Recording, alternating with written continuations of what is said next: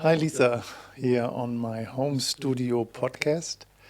Lisa from Copenhagen, and you are the founder of the Copenhagen Sexology School. Welcome. Thank you very much. Nice to be here. Yeah. So, first of all, who is Lisa? And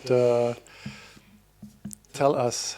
Okay, that's a very big question. I'll start by making it as simple as possible and much more like framing it. So my name is Lisa Lawrie, and as you just said in the introduction, I am the founder of my Copenhagen Sexology School, where I have this sexologist training program that is ongoing yearly, and I have a background as a sexologist and a couples therapist, and I work with these things on a daily basis, so I think I have the most sexy job in the world.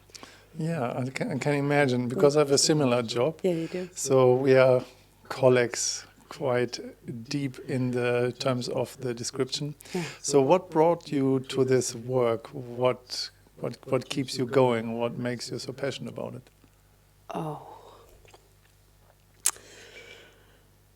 How I can respond from many places from that. So sexuality, if we start there, because I think that's my nerve. I believe that there's so much about our sexuality that's been frowned upon in many cultures, closing down, us not being able to experience and explore our sexuality if we were to live in it and just discover how it transforms throughout the life, and it's something we're all born with. And so many, when I say culture, it's not necessarily the country we're upbringing in, brought up in. It's also the culture in the family, and what are we raised with. And there's so much shame when it comes to sexuality, so my intention is to liberate some of that shame so people can be more free in their bodies. Yeah. So we met at Sexuality this summer. Yes, we did. We had a same sharing circle. Yeah. And I found out that you are as well a consent geek. Yes. What's your consent background? What is it that you share around the world with consent? What's your passion there? So in my country, Denmark, it was like a very hot potato 10 years ago, obviously. So in many places of the world, it was like that. And to me, you can say consent is having an active willingness to what is going on or what is about to go on, that we check in with one another. It doesn't matter whether it's about an encounter, a sexual meeting, or whatever we do. If you and I are out and we're in a restaurant and you have French fries, I don't just take your French fries. I'd ask for permission before I do that. So simple things, just checking in, and because I think it means the world with respect to so many experiences that could have been avoided if people just checked in with one another and had the language to do so. Yeah. We want to talk about conscious relationships. Yes. And as we are as well have entered a level of conscious relating, what I call the 4 pillars of relating. We can dive deeper into that, but as well would like to ask you deeper, what is your take on relationship in a little bit. But first of all, I just want to talk a few sentences about your Copenhagen Sexology School. So you have been teaching sexology in Copenhagen for quite a while. You were kind of established in somebody else's school, and then you founded your own sexology school. So what's the trajectory that you took, and what's the Copenhagen Sexology School about that you have, and what's the frame, and just tell us a little bit about that. Okay, so from the own school that I was educated in, there was a lot of cognitive methods, and I loved how we learned a lot about the mind, how that works, and a lot about our feelings. But I missed, what about the body? What about all the somatics?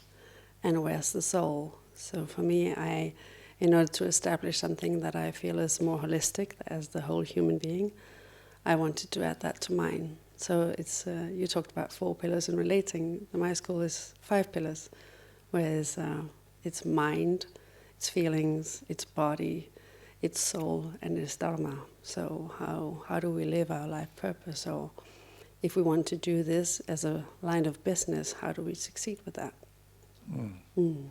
So what is the school about? So people can imagine it's just like a big house with several classrooms, like a school with tables and chairs. And so what is your school like? What's the environment that people come into when they sign up for something? Okay, so we have, I want to say, the classroom or the workshop room, and we have a lounge. So like last year, I was traveling around the world, and every item I found there, I brought back home. So the decor is very me, and every place I've visited.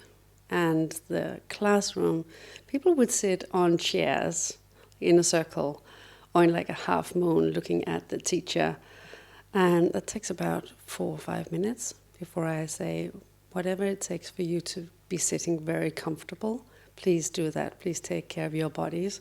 And they will switch the chair with a mattress or a backpack chair on the floor, meditation cushion or whatever. So they make sure that they're comfortable. And so some teachers, they are very, they talk to the mind. And what I like to do is always to incorporate some sort of felt experience after that, so we feel it and our body and our cellular system remembers much more. Sweet. So the school is literally open for all genders, ages, for different experiences. And I was in Copenhagen a few weeks back where we did a consent lab. Yeah. So I have experienced the kind of generosity of the space, the openness, and how it contains people in a very beautiful way. And you have your own sexology training in your school, right? Yes. Want to share a little bit about your sexologist training? Yeah, so it's 12 modules.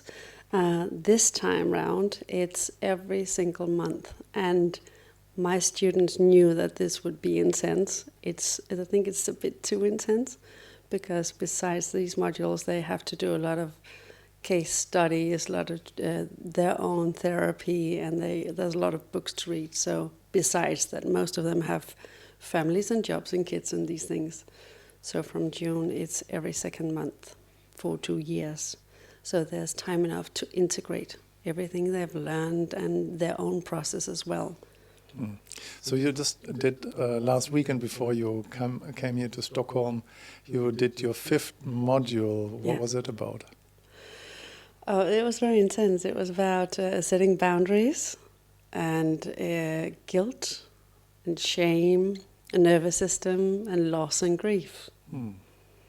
So it's very intense when they sit there at school at the modules. So they dive deep mentally, emotionally, physically, having an experience to explore everything around these topics. Absolutely. Yeah.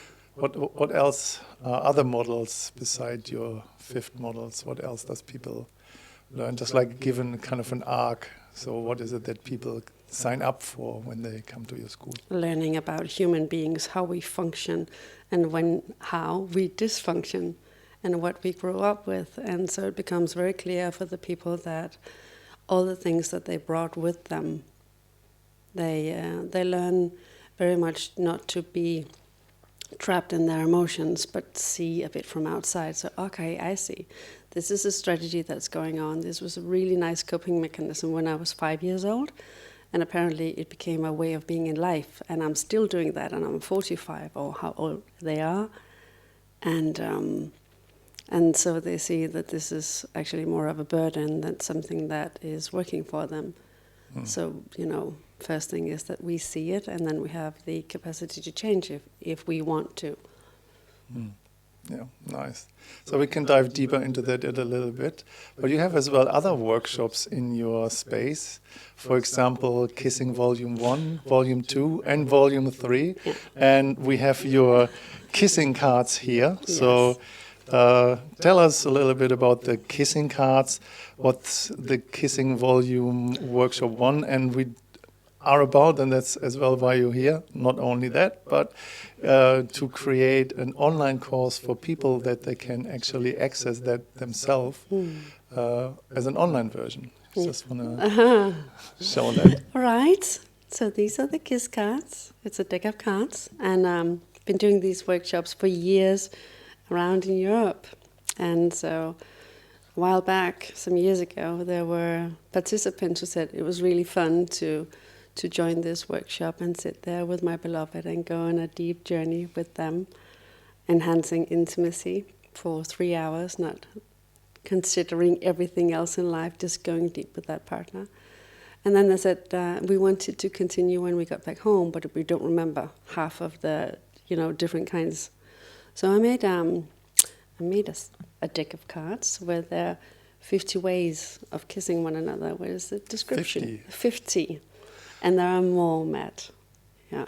Not 50 shades of grey, 50 ways of kissing. Ways of kissing. Oh yeah, and there are much more. This just goes on and on. Yeah, you shared yesterday a little bit of the essence of it, what was really very inspiring. I'm looking forward to this course creation. Yes. So it's as well a nice challenge, so people can get that online course and start from the beginning as a 2-hour journey where they can go through. So if somebody wants to go deeper with their partner in kissing and about kissing, they can go on a 2-hour journey on a weekend with each other where you guide them through 12 different ways of kissing. Oh, even more so. Even more. More like 20. 20. Okay. And the reason for creating this online course is because very often people, they cannot get a babysitter, or they live far away from the cities where I come, and I have this physical workshop. So this is for them to sit nice and easy in their own living room, when the kids have gone to sleep, whatever, and they feel comfortable and they can embark on this journey. Yeah, it's exciting. So people can look forward with excitement. There's something coming, and I'm really excited about creating that with you. Just shared a little bit about your journey into that. So I feel that tickling in my hands and my fingers. Good. Thank you.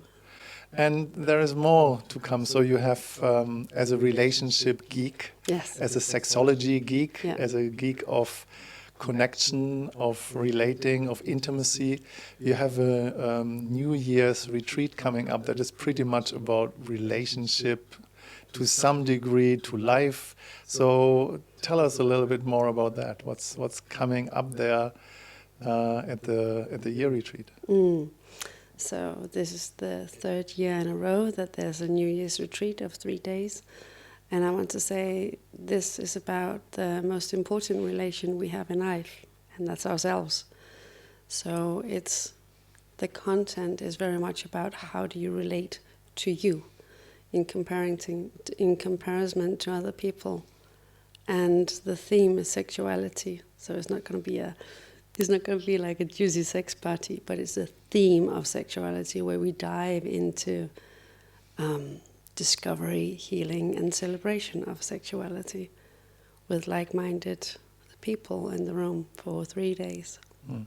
You said it's in Danish, held in Danish. Yeah? Yes. Maybe just say a few words in Danish for the Danish audience. Oh yeah? Yeah, please go for it. Okay. Så ja, men du er meget velkommen til at gå ind og kigge på min hjemmeside, lisalawrie.com, for at se, der er alle detaljerne. Som tiden skrider frem, så laver jeg workshop-beskrivelser, så du kan se, hvad der er, jeg tilbyder, og få en fornemmelse, og så række ud, hvis du har brug for nogle afklarende spørgsmål, så snakker vi sammen. How is that for you to listen to my Danish? It's like a melody. I don't understand a word, No. but I can feel the vibration in my body, the excitement, just like, yeah, I want to be there. Okay. Even if I don't understand a word. Oh. But Yeah. it sounds exciting. Can I add to that about the please. language? Because I'm sitting with these days about language, because I'm Danish, you're German. Right now we are in Sweden, and we speak English. So for me, it's I've not taken a German course just yet. That might come or might not, I don't know, as long as we still understand one another. But there's a thing about understanding and being curious about what words, wording, and perception means for the other when it comes to conscious relating. Now, you and I have touched upon love. What does that mean for me? What does that mean for you? How do I experience it? How do you experience it? Can we talk about that for a while? You okay with that? Absolutely. Okay. So my intention is kind of to dive deeper in you relational topics. So what is it that you bring on the table? And when we started relating with each other, I have my own history of relating, and I've developed the 4 pillars of relating, so the 4 conscious levels, where I said just like, they need to be met in my world, otherwise I don't want to relate. I call that relation shit. If it's not really based on an agreement field or telepathic agreement or assumption-based projections. And we haven't really diving deeper into your expertise. You're a relationship coach as well as a sexologist. And so what's the essence of the relationship dynamic that you bring into life? How is it going? That maybe it's the end of our relationship at the end of that podcast, because I don't really know what you're talking about. No. But I'm curious, so what is it that you bring as the expert to the table? Okay. Yeah. So, oh my God, this raises so many questions. So first of all, I see myself more as a relationship therapist than a coach. Obviously, I want to look ahead with the couples. What is your objective? Where would you like to go? And then we aim for that. But for me, a therapist, I go back, because what I find is very interesting, it's to find out, how did they become the way they are?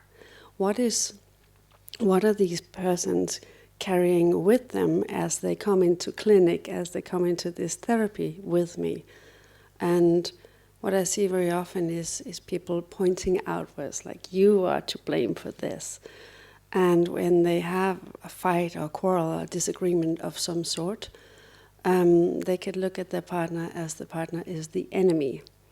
And one thing that really struck me when I was doing this relationship therapy training for however long that went, it was, so it's not the partner that's the enemy, it's the dynamic between the human beings that they bring into, and they clinch again and again and again, because they don't have understanding. They think, when it comes back to language and wording, they think that whatever means for me means the same for you. So it's the lack of curiosity and the lack of openness to try to understand, what does that mean for you? And I think if people could just investigate a little bit more before they go into full trigger, and then the others being triggered, and it got this downward spiral. So for me, it's very much about looking at dynamics and strategies and patterns. Yeah, it's so fascinating. Relationship and relationship dynamics are so important to just really investigate. And my take on this, the first love is a love to ourselves. So self-love, self-care needs to be really in place, and ownership.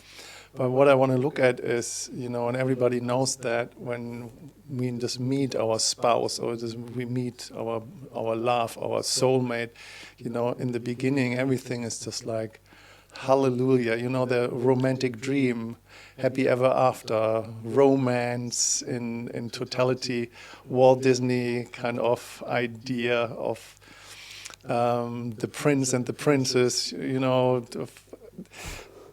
as we all know, and I've been working with so many couples that has actually met there, and they're about just like, okay, I'm about to quit my relationship, and I'm not happy anymore, or whatever is going on. And then we look at, so what's the situation right now?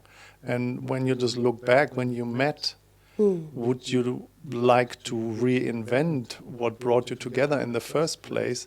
And how can you literally grow with each other and amplify your relationship more in a mature dynamic to share the essence of your values? So what's the take on that you do when people are in trouble? We had this conversation this morning, People say, yeah, relationship counseling is not a cheap thing because you invest your soul, see what's going on there.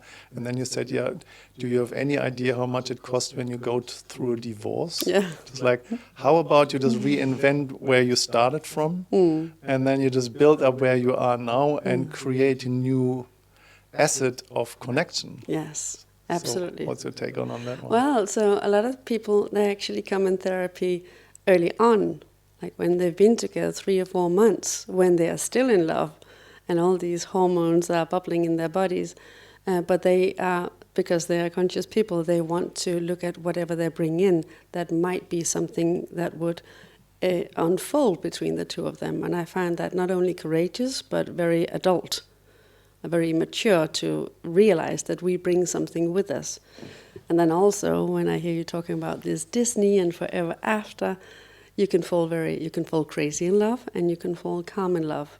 But it's about, are we willing to open our hearts? Because very often we bring experiences with us where we felt let down, or we felt hurt, or whatever we did. And often I see people closing their heart and actually not being capable of opening it again. So for me, love is a choice, and it's something that we can open for every day. Having said that, I also say the things I see, there's a traditional relationship and there's a modern conscious relationship. The traditional relationship is, I pick you, I want to be with you because I want you to fill me up with love and safety and security, and I'd like you to fill me up with good energy, instead of me making sure that safety is something I find within myself, and love and connection and all these things this is my responsibility to fill myself up with that, and then meet you from a place of this. It's literally like the first pillar in the 4 pillars of relating: self-love, self-care, ownership. You need to be capable of filling up your own cup. Yeah. Literally, that's what you say. Also, if I come as like a half full cup, what I do is I go into the world and find another one that is half full, and then we go, oh, so we complete each other. How beautiful is that? But we come from this place of, say, our vibration is maybe down here. But so what happens if we take that ownership of, handling our needs, our longings, our desires, and we actually meet that. We meet from another place. We meet from lust, from wanting to be with each other, not needing to be with each other. People also say, I found my better half. Your better half, okay, sweet. So you're the worst half, or what? Yes. Yeah. So you're sounds weird. Better right? half. What the heck? Yeah. So when I look at relationship dynamics, it's most of the time people copy what they have learned in their upbringing through their parents. Yeah, absolutely. And then most of the time when people reject that because they see it's not functional what is happening there, then most people go into the so-called relationship supermarket, the open poly, without putting any labels on stuff. But the shopping zone, it's just like I'm free, I do opening, relating sexuality with whomever I want, whenever I want, don't need consent, one night stand, just like, and people wonder, they're getting more and more shallow in their interaction. So I like the way how we agreed on an exclusivity around that. We can just tap into that later. But what I have seen is many people, instead of when they see, that what happens with mom and dad didn't work and the shopping zone is not fulfilling either, then they just actually want to relate and trying to do exactly the opposite of what their parents did. And then they do exactly the same, but just the opposite, and have not really established this autonomous self-agency core where you're just coming from a similar set of values where you create. So what's your take on this repeating mom and dad's old relationship and then ending up in the same agony? Mm-hmm. Yeah. So so there are several ways in. I want to touch upon with the shopping zone, because what I see is a lot is people who've been in a committed relationship for a long time, and that ends. Maybe they leave the relationship due to infidelity or whatever, but it ends, and then they find out, hey, there's a whole world out here of, I want to say, free sex. You can just like dwell into it and just really have fun. And when you just, that relationship that just ended a year ago or 2 years or whatever, that was so painful that my heart is actually still kind of closed, and I felt very abandoned or rejected. So what I do is I put my eggs in 10 baskets, and I don't commit myself anywhere in these baskets. Because if somebody doesn't want to have anything to do with me, that these people are not interested, it doesn't matter because I have 8 more.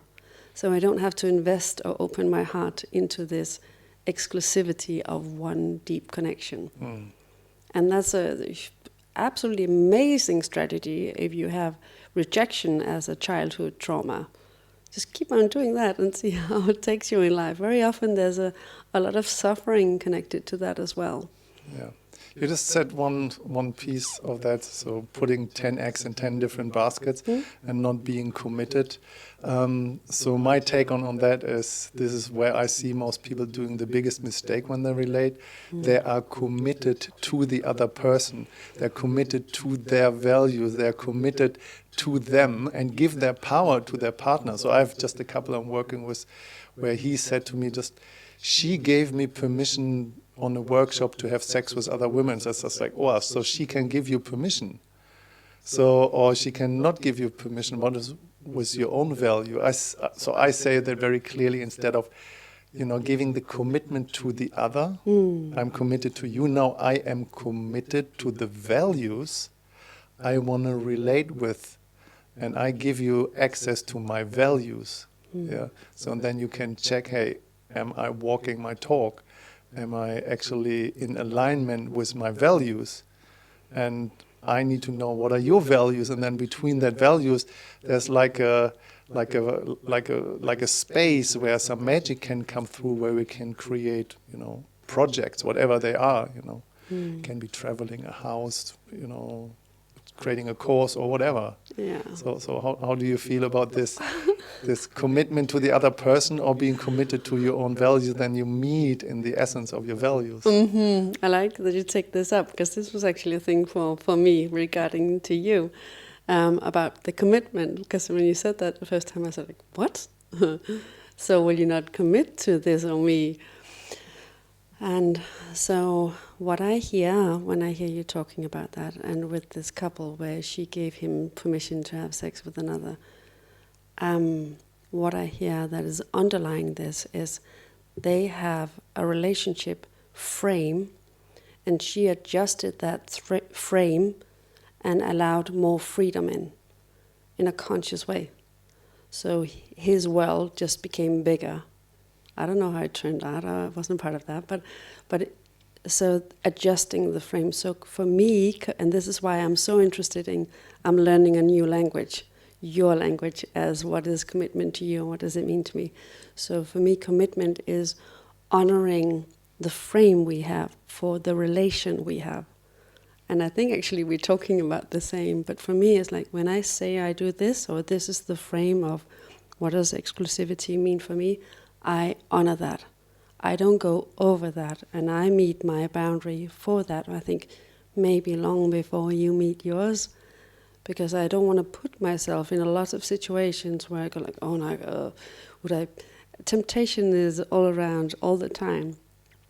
And I'm fine with that, but I don't have to have it in front of me, that close to my face, in order to see, well, could I withhold this temptation? I know that my boundary is way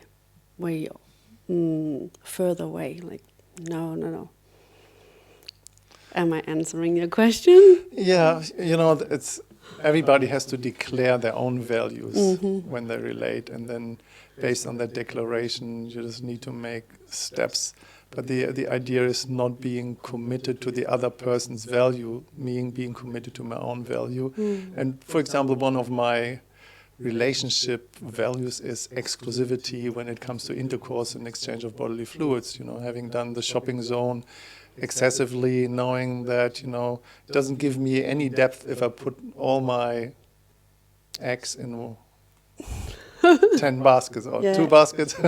Just 2 eggs. That's a little German joke. It's just only funny for the German audience. Okay, so it wasn't funny for me. All right.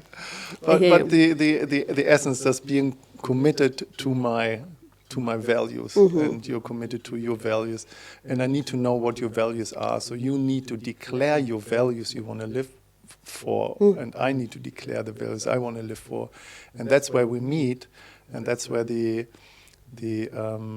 resonance occurs. And this resonance is an energy field where everything is possible based on we agree upon that what we want to live and what we want to do. And actually, we're talking about the same things. So when you're talking about values, I'm talking about the relationship frame. And so one of the first talks that you and I have, what was my values, and my values is authenticity and integrity. What I say equals what I do. If I'm out of integrity, I'm not authentic. If I'm not authentic, I'm not reliable, then you cannot trust me. Trust is my third. I need trust. I need to trust myself, and I need to trust my partner. If I cannot, this is such a severe pillar that's gone. And then it doesn't matter about all the other ones, like love and respect. Because if trust is not there, because your partner is out of integrity. Not living up to their value. Absolutely. So we're talking about the same. We just have different language for it. Yeah. Danish, English, German, English, and the middle spot is just like we need to discover what we're actually saying is the same but has different wordings. Yeah. Yes. And also you have your 4 pillars of relating. And you asked me about it. I said, I know so much about relationship, and I don't put it in a structure like that. I'm very different. I'm like, hey, what is unfolding in this meeting between you and I, day by day, moment by moment, and we see what comes up. But I think the point is, most couples, regardless of what they call themselves, that's the thing too. Is it partner? Is it lover? What do we meet? Or what do we feel when you talk about the word lover? So they don't even have that conversation.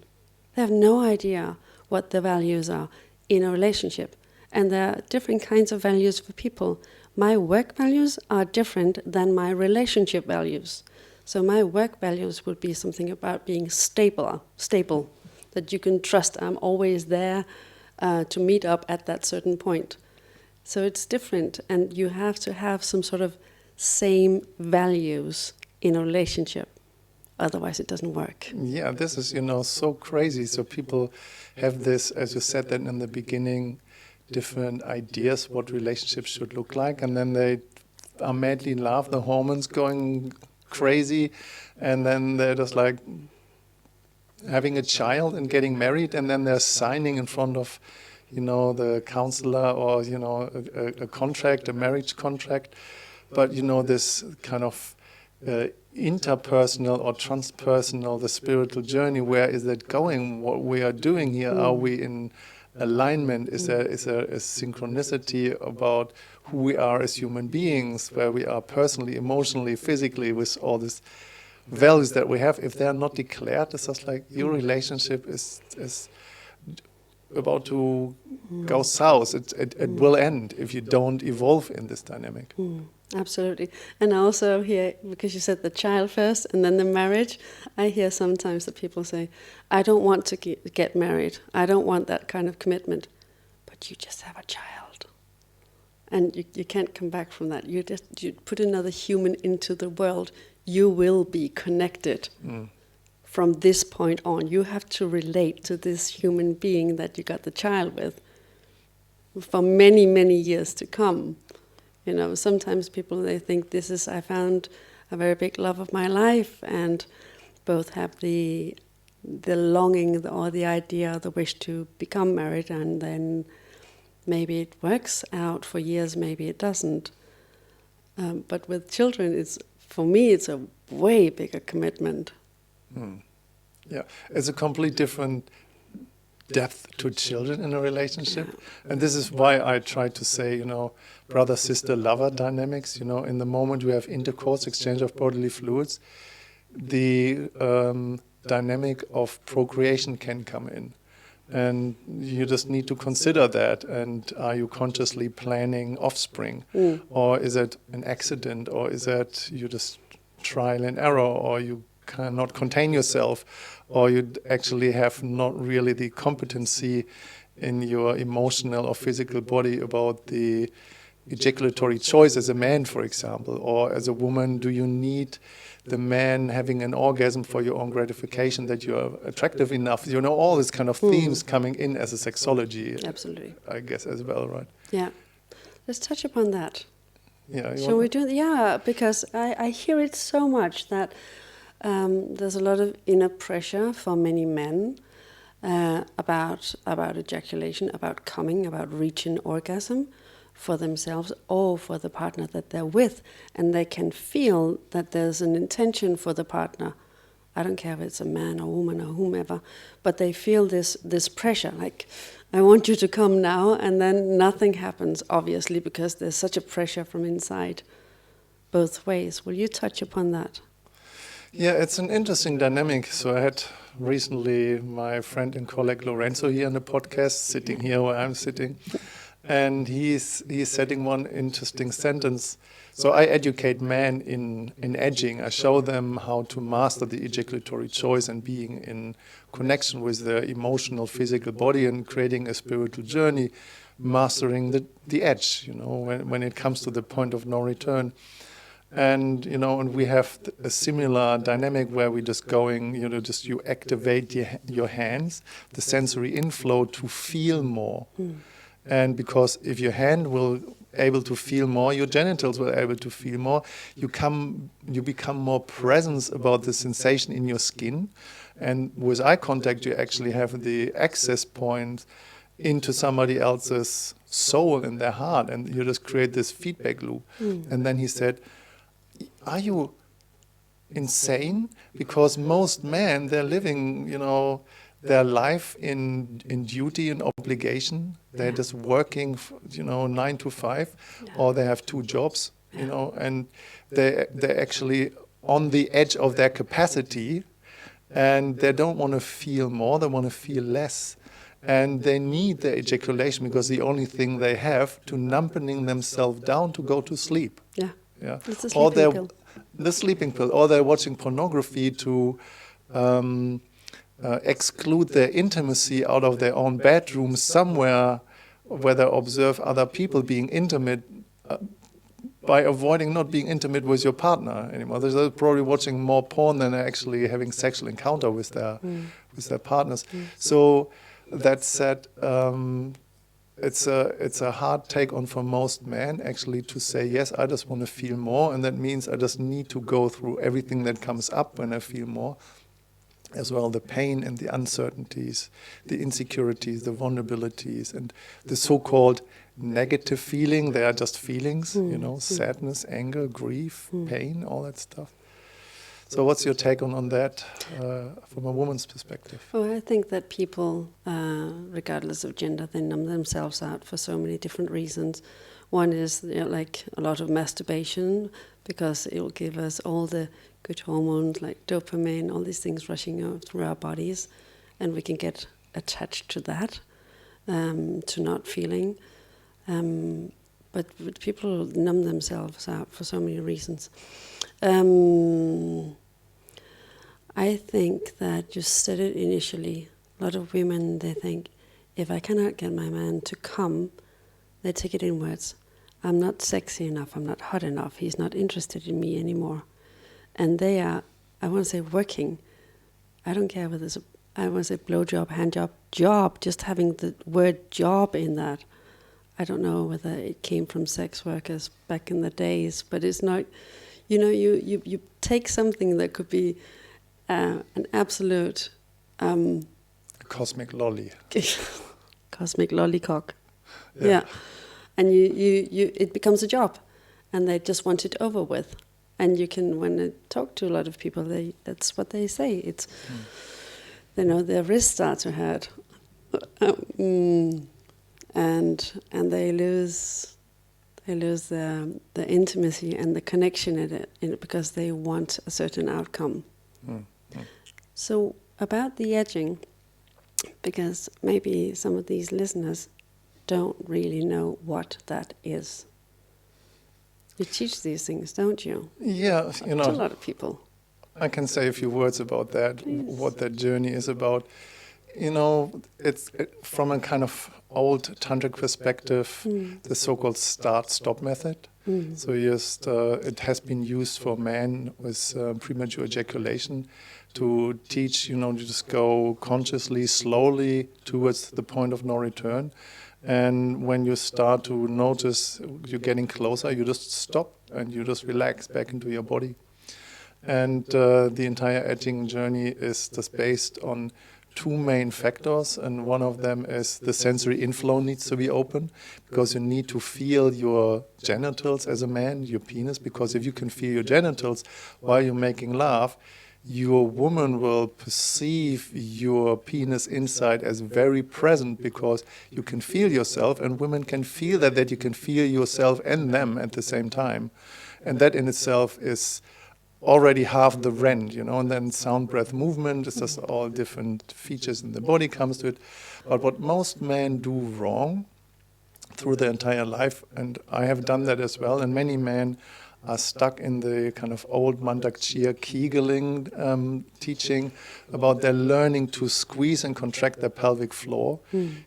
Men suffer about, chronic pelvic pain, and you learn to squeeze that in early ages as a boy, to hold your pee bag and your poo bag to become the good boy, and then you learn you just bite your kind of teeth and your jaws and squeeze your butthole to avoid being scared, and then when you're in the structure of lovemaking and you use that mechanism of clenching and squeezing, you literally do the same thing that you want to avoid.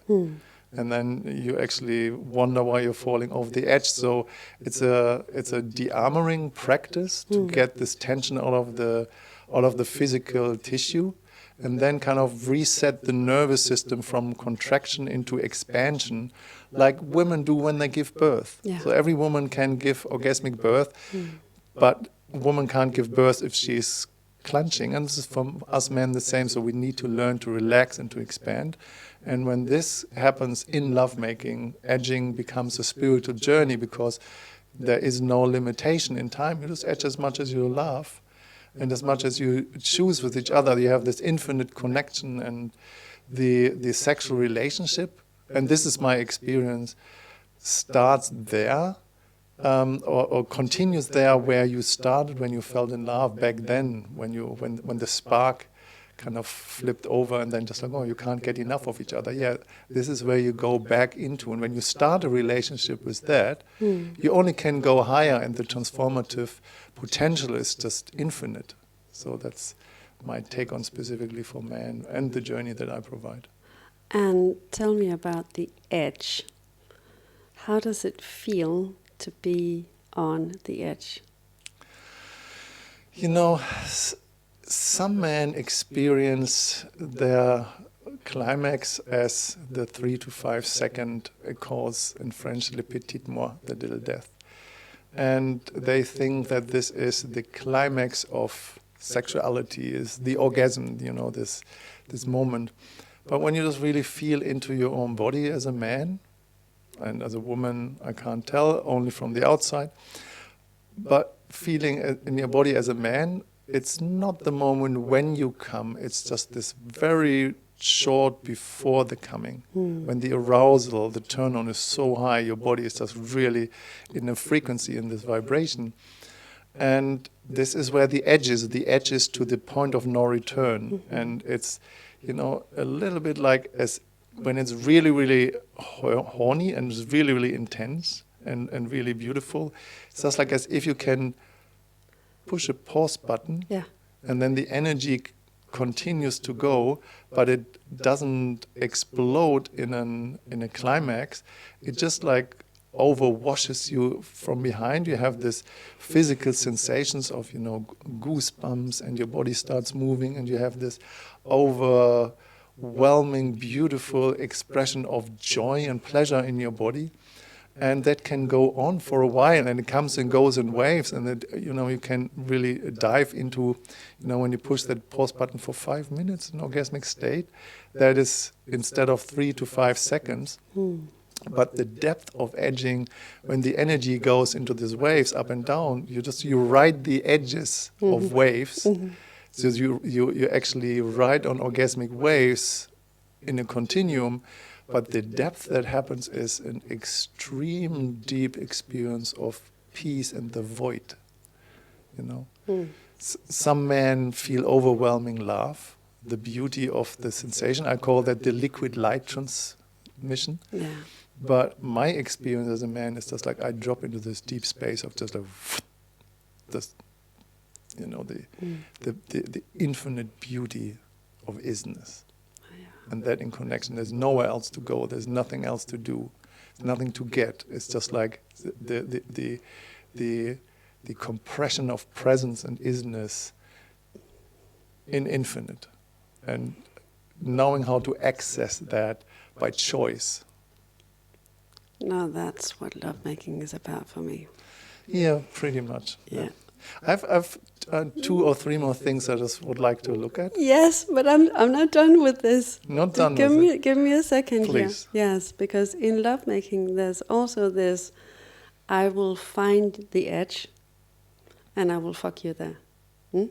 Yeah, pretty much. Can you please talk into this? So one thing is the edge of your sensation, but also the edge of certain body positions or the edge of what is going on. Please? My kink is edging, yeah, obviously. And however I access that, this is my individual personal joy. And every human being has their own access point to that. So some like chains and some like feathers. But the intention is that you actually play on the edge without the gratification and the coming part. That's the important piece. Because I've experienced that this can create a fetish, and then you need more input to have more of this. And then at some point it doesn't turn you on anymore, and then the fetish changes in something else. So therefore the sensory inflow is the foundation of that. But, in the structure of the experience, I claim my kingdom in this edge. So I'm the one who is holding the pillar, so to say. I'm the one who is holding the sword of light, in a way. And I know there are many women who can just like climax and have orgasms as much as they want, as they like. They don't lose energy, they gain more energy. However, if you do that on a daily basis, you will lose energy. Something, you actually dry up, or you feel kind of just like, no, not today, I have a headache, and it's just too much and stuff like that. So therefore, it's as well for women important, if you just want to go on the same frequency, you edge together. Yeah. And if women are very used to just like, yeah, but now I really want to come. And because I have the memory, if I come and don't lose energy, I can come again. But then if I claim as a man this kingdom and the authority, and one of my teachers very long, 30 years back said, if you claim that inner authority, every woman will follow, because if you take the lead there and you make this connection, and from this place of authority you look into your partner's eyes and say just like, you're not about to come. You stay here on that level of horniness where you could come, but you don't. So I give you this direction. I lead, you follow.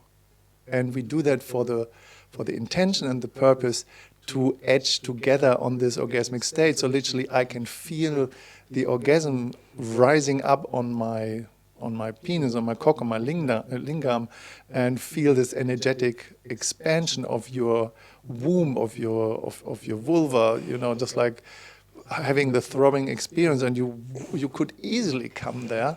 And as I said, just like this is what I do. I just penetrate you back with your own orgasm, and I stay present and hold that ground. I stay in connection, fully present with what is happening, and I guide you to a next level, because I don't need the gratification of your coming. I want the riding on the edge together, where you give me this authority and that trust that I hold that space and that I don't fall the edge. So we create that team together that is building on the experience, and then it becomes this spiritual journey. All of a sudden, you just look in each other's eyes, and everybody has experienced that to some degree. It starts after sometimes 15 minutes or so. Just like you see the face shape shifting. All of a sudden, your partner looks, my God, you look 20 years younger. Yes. And then the next moment, just like, wow, you have this old face of somebody, and then a complete different person. Now you look like this, and so wow, what's going on here? So this is when DMT is getting released, and DMT has this effect on that we just go together on a different perception of reality, and this is all of a sudden you have the memory of another lifetime, another experience. You just open up different gates into different realities, and this is where it becomes magic. It's not like, okay, we have the 6.5 minute in average and 3 to 5 seconds of climax as a reproductive conditioning, like we have learned in school and pornography, I don't know where. Yeah, school, we didn't get sex education in school, but no sex education. But this is where the journey starts, because this is where I would like to go, and this is what I declare in the beginning of relationship. I want to be exclusive, because I just want to go deep with one person because I choose to. Yes. Not because I have to, because I know the energy is more potent, is more deep, it's more essential if I put all my balls in one basket. Yeah. All my eggs. All your eggs or your balls. Yes. Okay, this is just a few words about that, I would like to say. But how do you feel about that, what I said as a woman? I saw you, this kind of... I just want to say, keep on talking, and we say, I have still some things I want to talk about. So the bodily sensation is I feel my heart pounding, I feel my uterus contracting, I feel my body is very much alive, and there's a lot of resonance in what you say. And I think for most women I know, there's a longing to go there, and it's very few partners they have had where they can go there together, or who can show the way. Well, one of my teachers said that it's the guy's thing, you know, just like women longing to go there, but if the man is not capable or ready to it, it's just like, sorry, you dry out on your own desire that you never have been fulfilled to surrender to this intensity. Yes. But if the guy is not capable of living up to that, then you will not reach it. No, and what I hear the men is they just let go of control. Yes, but I need to have someone to let go of control for or with or to, or you catch me. Otherwise, I will hold myself in this, because we're so capable of holding ourselves, most of us. Yeah. Yeah, and the key essence is just you need to team up with each other. Yeah. It's not the war anymore. So the war in the bedroom needs to shift into, peace.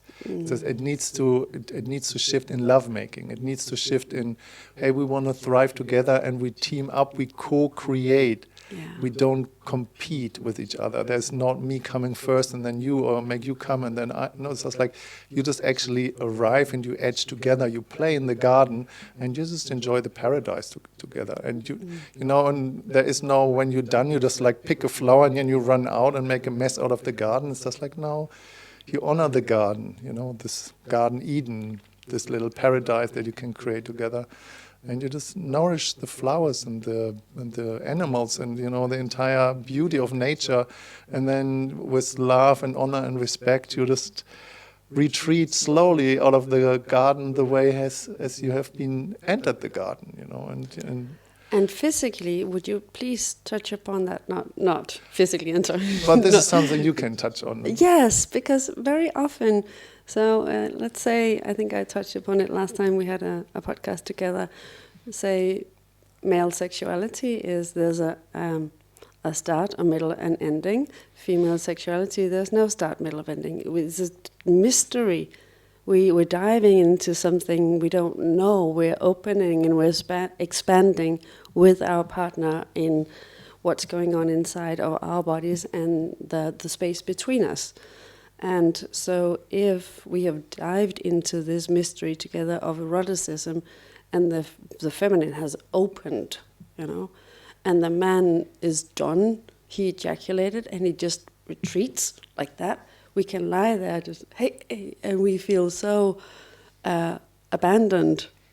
And so there's so many ways to handle that in a way that very few men I know learned that. One is to either you remove your cock and you replace your hand as you're cupping the pussy or the yoni or whatever words the people use for it. So you replace it with that. So, hey, I'm still here with you, for you. I didn't leave. Or you can do another thing. You can let the cock slide out when it's finished being in there, or it goes back into this softness, and at some point it's just sliding out. Sometimes it's 15 minutes after, and that's leaving like that feels extraordinary, I can say. So please, dear men, please retreat like that. Please stay inside until it's ready to come out. You know, it's a paradox for men, because if you know, in this case, whatever the ideology individually is between couple of contraception, it's just, you know, but some people, they don't use condoms, or they don't use the spiral coil, the coil, or they don't use hormone pills or something. But you know, some men, even in the shopping zone, when they have a one-night stand, they just pull out, you know, and if they just would come fear-based, kind of, they just unplug. And this unplug creates a big gap in a woman's perception. All of a sudden he's gone in the middle of, there was about something, and now what? Yeah. Because it's dangerous and it's fear-based. Yeah. We were so connected. Where did you go? You just vanished. Right, and I can tell men who have done that before, when you're really deep inside and you thrust too much, too hard, too strong, just slow down a little bit more, but if you feel like you would about to come, instead of contracting and then pulling out, you know, you actually make yourself come when you do that, instead of relaxing and press your groins, your hip inwards, and stay there and make this eye contact and breathe. It's like breathe through your pelvic and expand there, and just like, okay, I can contain myself, I can contain the energy, I don't need to rush anywhere out or away or cut it off, you know. There's so much to learn for men, for women, for couples to come into this deeper place.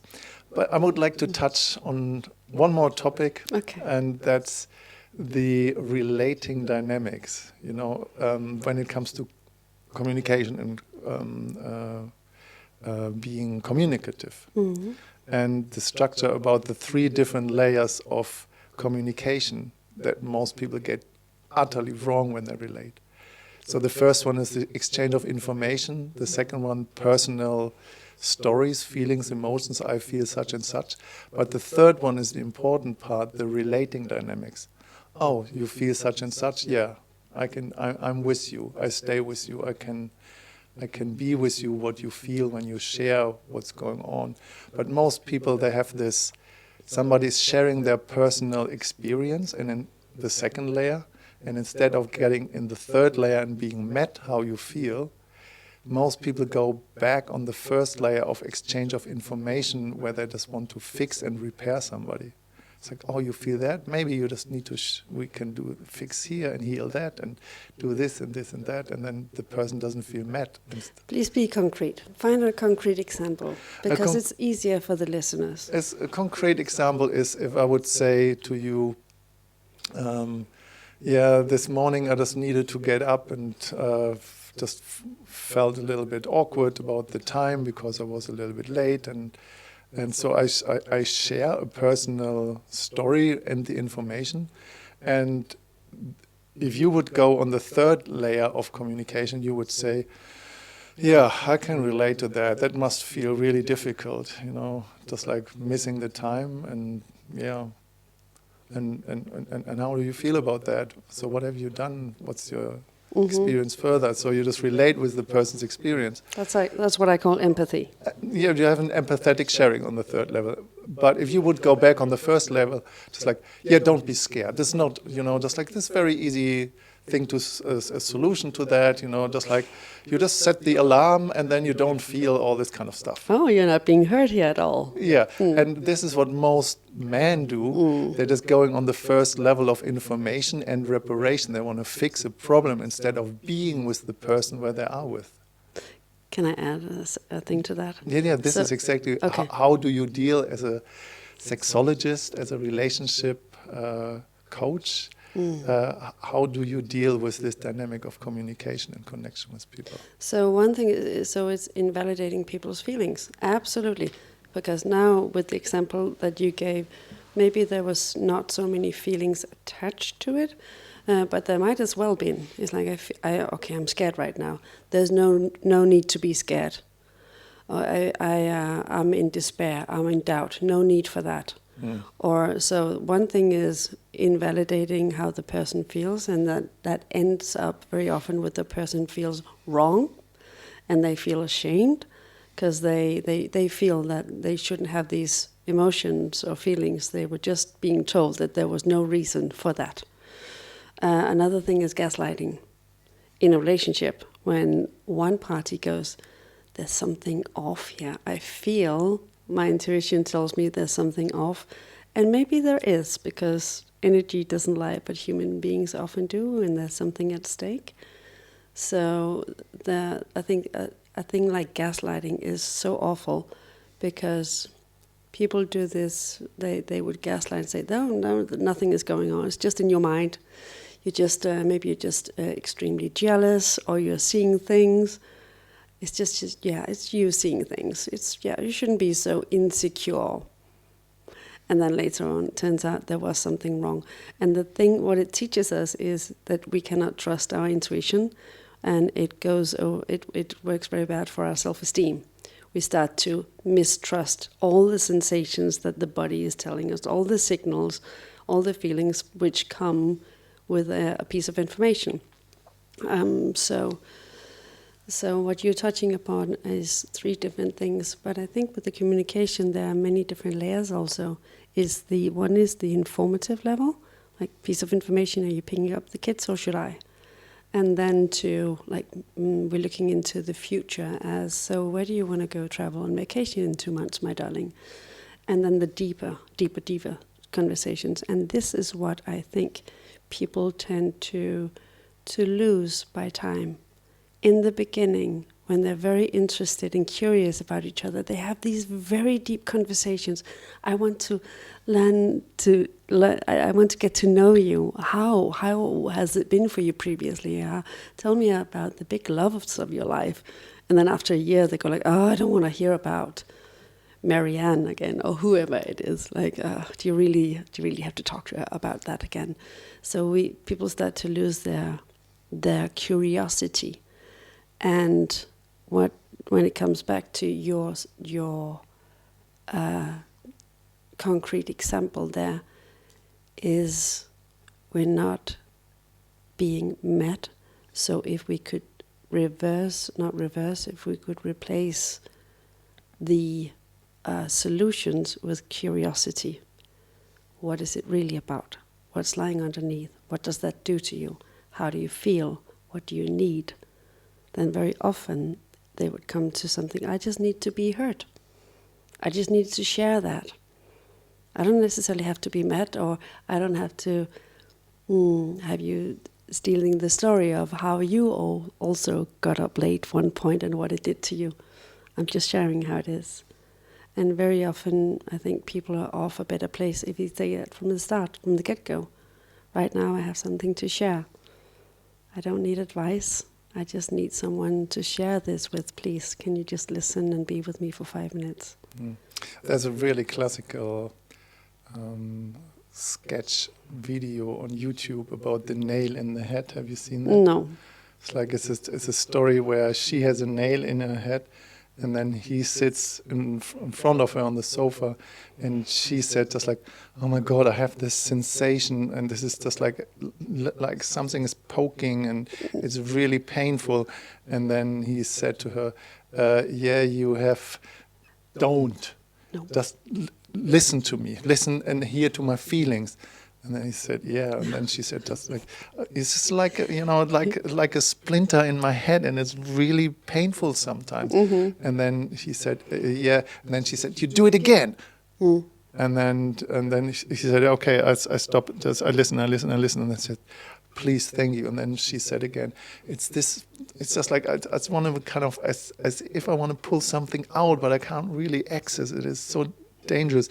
And then he said to her, "Oh my God, I really, that must feel really hard." And then she said, "Yeah, it feels really difficult and hard." And then she just reached out to him and want to kiss him, and then she touches his forehead with the nail, and then she said, "Ow, ow, ow!" And then he said, just like, "You see?" And then she said, "Don't do it again." Yeah. So this thing about the obvious part. Yeah. So just like all what we need is to be heard and felt. Yes. And what is obvious for us is not obvious for others. So I guess you have this because you have a lot of couples in therapy as well, and I do too. And sometimes what feels very obvious for us is not for them. Yeah. So, and we can tell them, this is what I see. Or we can support them and guide them in finding their own language and expression and discover, and then finally they get the penny drops and go, "Oh, this is why this is recurring. This is why this is happening." And they will never go out from a clinic, a therapy session, and think, "I'm so happy my therapist told me what was the problem and the solution." They always go out with an aha when they found out themselves. So I think that the nail thing is really good in therapy as well. Like, we don't tell them the obvious because it's not obvious to them. And it will not become an aha if we tell them. Mm-hmm. They have to find that themselves. Yeah. Yeah. And then you take away the chance of their transformation, finding it themselves when you tell them. And sometimes you cannot force mature wherever people are. So I don't know if I've experienced this previously in my life. Somebody said something and then I didn't really grasp what do they mean. 10 years down the line, I was like, exactly. That's what that person meant 10 years ago. And that's when it resonates, because you have a situation and a maturity where you feel, okay, this is what it's about. Now I get it. Yeah.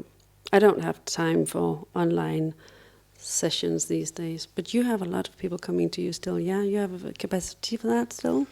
Yeah, my work has been completely shifting. Instead of working with women over years, doing cervical de-armoring and womb activation stuff like that, I don't know how many hundred or even thousands of sessions I've done over the years, has been kind of changing in becoming kind of a wisdom keeper for men, how to do stuff like that, or how to edge and be in their body and being connected. So I've been kind of, becoming more elite for men these days, kind of coming into their authority. I just work with the integrated dark masculine that is not going in competition, that goes in co-creation. So where we build together something, specifically when women coming from a place of empowerment, where most women are, as far women that I know. so that they have their dark masculine integrated. They are clear with their purpose, their power, their success, they know what to do and the direction. And it's so hard for men to exist, to coexist, because they feel this competition. And they think the woman has more power and more structure than they actually have, and then they just back off. And I said just like, yeah, but you have the same capacity to come into your strength and your power, and instead of fighting each other and going in competition, how about you co-relate and co-create? Yeah, and it's not about winning here, it's about sharing. And but I have a lot of capacity. I've been working online the last 6-7 years, so I just guide men, women and couple as well on a 3-month to 6 months journey, where they're really getting as deep as they choose. And it's a beautiful work online. With the benefit, I can work everywhere in the world. So I've as well traveling the world 6-7 times, and I've been doing half. But now these days, as I'm living here in Sweden, I have my studio here where I do sessions one-on-one, and I do still online work a lot on this time journey of a few months. Yeah, I want to say to the men, to my brothers out there, because there's so many who come to me and they say, I want to be a good lover. I said, listen to this, man, please, because you have so much experience with these things, also with the nervous system, with body, with somatics, with what's going on, with patterns, with everything. So you're very holistic in the way you perceive it too. Yeah, and an important piece here is as well, I'm a fan of Harry Faddis, the creator of the 3-minute game, who is a recovering alcoholic. So he hasn't been drinking since, 30, 40 years or so. So he is now in his 80s. So he is an elder and he is a wisdom keeper. And he said, and he wrote the foreword in my book, and he said, this is what you do. You just, you just give it further on one point. So you just take the 3-minute game and create the engagement system and let somebody else pick it up and create something new out of that. So I became over the years as well a fan of the 12-step program for anonymous alcoholics or for anonymous addicts in a way. And an important piece is specifically as a sexual being in this realm of transformation, we just need to clean up our own addictive behavior. Yes. Just like where are you stuck with substituting kind of different structures with sugar, alcohol, nicotine, caffeine, drugs, gambling, pornography, you name it. And because your reward circuit, when you want to edge and when you want to learn to go on a deeper spiritual level, your reward circuit has to be clean. You cannot go into the garden if you are stuck somewhere. But the important piece is the 12th step in the 12-step program. You need to give your wisdom further to people who struggle where you have been going through. You need to help and guide men into their own sovereignty. Otherwise you fail. Yeah, it's like, it's not a hierarchy question. I'm here, you're here. It's just we're walking the same path. And where you are, I have been too. I recognize, I understand, and I'm just around the corner. I might be 15 minutes away. I'm just around the corner, and from there, the path is evolving differently. And I can take you by the hand, and I can show you how this is. Yeah. So, to bring it full circle. Yes. This is what you do kind of on the New Year's retreat. So you have a conscious group of people together. Yeah. And you go on a 3-day journey. Yes. And people dive deep. In Copenhagen. And you want to say some final words as an invitation? Yeah, so everything is an invitation.